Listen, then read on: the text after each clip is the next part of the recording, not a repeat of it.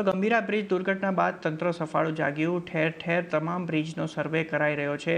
ત્યારે સોમનાથ જિલ્લામાં નાના મોટા 45 જેટલા બ્રિજનો સર્વે કરવામાં આવ્યો। સાથે જ જ્યાં ભારે વાહનો પર પ્રવેશબંધી કરવામાં આવી છે તેવા બ્રિજ પર બેરિકેડિંગ લગાવાઈ રહ્યા છે। સંબંધિત વિભાગોને પણ જરૂર જણાય ત્યાં રિપેર કરાઈ રહ્યું છે તેમજ વાહન વ્યવહાર બંધ કરવા સૂચના આપવામાં આવી છે। જિલ્લા કલેક્ટરના જાહેરનામાનું પાલન કરાવાઈ રહ્યું છે।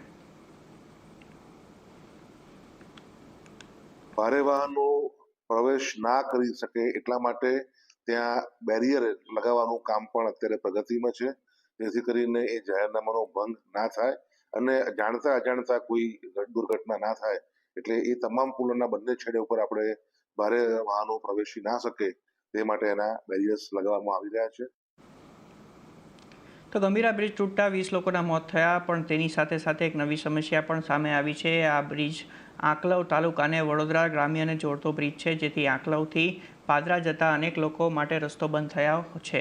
ખાસ કરીને આંકલવથી પાદરા જીઆઈડીસીમાં રોજગારી માટે જતા અનેક લોકોને મુશ્કેલી પડી રહી છે।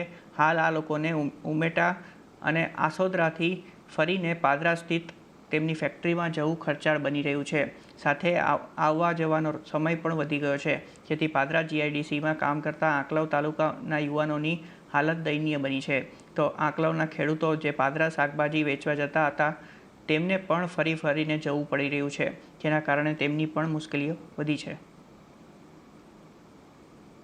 ગંભીરા બ્રિજ એ આંકલાવ તાલુકાના બોરસદ તાલુકાના અસંખ્ય યુવાનો માટે જીવાદોરી સમાન હતો, કારણ કે અહીંના આંકલાવ અને બોરસદ તાલુકાના અસંખ્ય યુવાનો રોજગારી માટે આ બ્રિજ ઉપરથી એમના વાહન લઈ સામે પાદરા વિસ્તારમાં જતા। હાલથી 80 કિલોમીટરનું અંતર કાપીને જઈએ છીએ, અમે 2 કલાક જવાના 2 કલાક આવવાના 500 રૂપિયા હાજરી। શું અમે ત્યાં આગળ 300 રૂપિયા ટિફિન ખાવા તૈયાર કરી દઈએ? મારી ગણતરીમાં 4 થી 5 હજાર યુવાનો અહીં રહીને આ ગંભીરા બ્રિજ ઉપર નોકરી જતા હતા। બ્રિજ તૂટતા રસ્તો બંધ થયો છે, એમની રોજગારી છીનવાઈ છે।